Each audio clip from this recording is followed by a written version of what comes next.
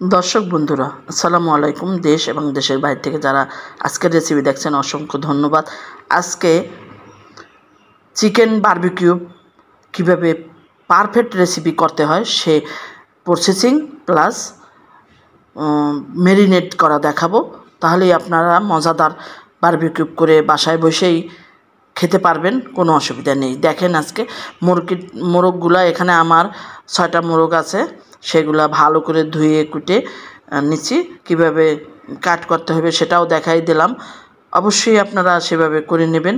এখন প্রথমেই আমি কি দেব, লবণ দিয়ে দিলাম আমার পরিমাণ মতন। মাংসের ভিতরে যদি লবণ না ঢোকে খেতে কিন্তু একদম বাজে লাগে। তারপরে কিছু মশলা দুবাঙ্গা করে নিয়েছি, বেশি মিক্স করি না। এখানে কাবাব চিনি, গোলমরিচ আর 2-1টা এলাচ নিয়ে আমি একটু গুঁড়া করে নিছি, সেটা দিয়ে দিলাম 1 মুঠো। তারপরে আমি এখানে লেবুর রস ব্যবহার করব, আমি 7টা লেবুর রস ব্যবহার করব। আপনারা ভিনেগারও ব্যবহার করতে পারেন লেবুর রসের পরিবর্তে। কিন্তু আমার যেহেতু পারুল আলম আদর্শ ছাদ বাগানের লেবু, প্রচুর লেবু, আমি ওখান থেকে কিছু লেবুর রস দিলে কিন্তু সুন্দর একটা ফ্লেভার আসে। একটা মুরগির কিন্তু আলাদা একটা স্মেল থাকে, যেটা সবাই সহ্য করতে পারেন না। আমি কিন্তু ধোয়ার সময়ও কিন্তু এই লেবু দিয়ে ধুই। আমার মানে মুরগের ঘ্রাণ কিন্তু আমার একদম পছন্দ না। এখন অনেক মুরগি তো আমি 2 হাত দিয়েই ভালো করে মিশাইয়া এটা আগে ম্যারিনেট করে নেব, যেহেতু লবণটা যেন আর গোলমরিচের ফ্লেভার। এখানে আপনারা আদা বাটা দিয়েও দিতে পারেন সাথে, আমি না দিয়ে শুধু এভাবে ম্যারিনেট করে রাখলাম। এটা কিন্তু কম বেশি যতই হোক এভাবে ম্যারিনেট করবেন আগে। তারপরের পোর্শনে চলে যাব কি করি সেটা একটু দেখতে থাকেন। হয়ে গেল এই ম্যারিনেট। এখন আমাদের একটা পেস্ট করে নিতে হবে। এখানে আমার পরিমাণ মতন, আমি যতটা মুরগির পরিমাণ মতন রসুন বাটা নিয়ে নিতেছি। এখানে রসুনের পাউডারও ব্যবহার করতে পারেন। তারপরে আদা বাটা পরিমাণ মতন। আপনার একটা মুরগি যদি হয় 500 গ্রামের, তাহলে আপনি 1 চামচ আদা বাটা নিলে 1 চামচ রসুন বাটা দিলে এই পরিমাণে আপনারা দিতে পারেন, কোনো অসুবিধা নেই। এখানে আমি বারবিকিউ মশলা পুরো একটা মশলা দেব শুধু ফ্লেভারের জন্য। এখানে একটা মশলা কিন্তু একটা মুরগির জন্যই ব্যবহার করে, কিন্তু আমি 5-6টা মুরগির জন্য একটা মশলা ব্যবহার করলাম, শুধু সুন্দর একটা ফ্লেভার আসার জন্য।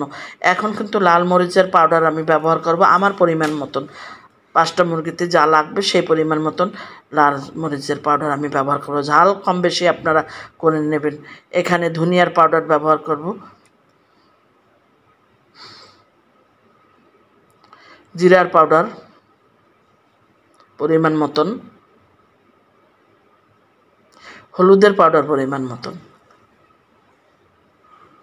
আমি রেড ফুড কালার কিন্তু ব্যবহার করতেছি না, হলুদ দিয়ে দিতে আছি সেজন্য। আর আপনারা রেড ফুড কালার ব্যবহার করলে আরও সুন্দর দেখতে, কিন্তু আরও সুন্দর লাগবে, কিন্তু না দেওয়াই ভালো। এখন গরম মশলা, আমাদের যে মশলাটা বানাই নিছি, সেই বারবিকিউবের মশলা কিন্তু আমি বানাইছি নিজের হাতে, সেই মশলা থেকে 2 চামচ মশলা দিয়ে দিলাম এটা।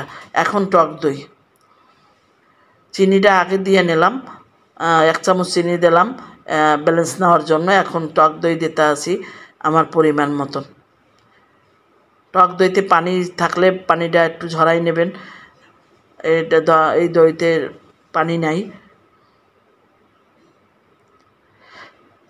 এখন সামান্য লবণ দিলাম, জাস্ট এই মশলাটা ব্যবহার করার জন্য। যেহেতু আমরা সস ব্যবহার করব, আমার লবণের দিকে কিন্তু আমাদের খেয়াল রাখতে হবে, লবণ বেশি দেওয়া যাবে না, যেহেতু মাংসের ভিতরে আমরা লবণ দিয়ে দিছি। এখন মশলায় যতটুকু দরকার তার চেয়ে কম দিতে হবে। এখন ফিশ সস দিয়ে দিলাম। ফিশ সসে কিন্তু প্রচুর পরিমাণ লবণ, যেহেতু আমার কাছে সয়া সস ছিল না, সেই জন্য আমি ফিশ সসটা ব্যবহার করছি। আপনাদের কাছে সয়া সস থাকলে সয়া সস ব্যবহার করবেন।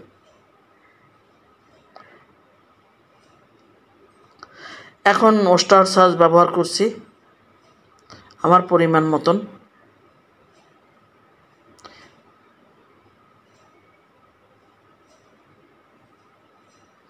বারবিকিউ সস পরিমাণ মতন। সুন্দর করে মিশিয়ে নিলাম। সস একটা কম বেশি থাকলে কিন্তু অসুবিধা নেই, তাতে কিন্তু রেসিপির কোনো হেরফের হবে না, খারাপ লাগবে না। এখন হাতে বানানো টমেটো সস ব্যবহার করতেছি। এতটা টেস্টি ছিল, এতটা মজাদার ছিল, কি বলবো। এখন আপনারা আগেই তোল দিয়ে নেবেন, আমি কিন্তু সেটা একটু পরে দিছি। ভালো করে যতটা কাটা অপশন আছে তার ভিতরে মশলা ঢুকিয়ে দিতে হবে। যদি পারুল আলমের রেসিপি ভালো লাগে অবশ্যই লাইক দিতে ভুলবেন না, রেসিপিটা শেয়ার করে দেবেন যেন সব বন্ধুরা দেখতে পারে। এরকমের একটা একটা করে মুরগিরে আমি কিন্তু একদম মশলা দিয়ে মাখাই দিতে আসি, দেখতেছেন।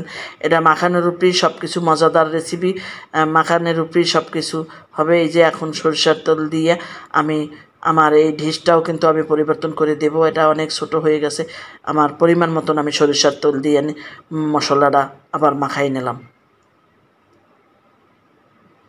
এইভাবে মাংসর ভিতরে কিন্তু প্রত্যেকটা মাংসের ভিতরে ঢুকে দেবেন মশলা। যে সময় বন্ধুরা ভাজবেন অবশ্যই কোনো সময় মশলা দিয়ে ভাজতে যাবেন না, মশলাগুলো ছাড়াই দিয়ে তারপরে কিন্তু আপনারা ভেজে নেবেন। যে তা মশলা সহকারে যদি ভাজেন তাহলে কিন্তু সম্পূর্ণ মশলাগুলো পুড়ে যাবে। এভাবে ছাড়াই নিয়ে তারপরে আপনারা ভাজাভাজি করবেন।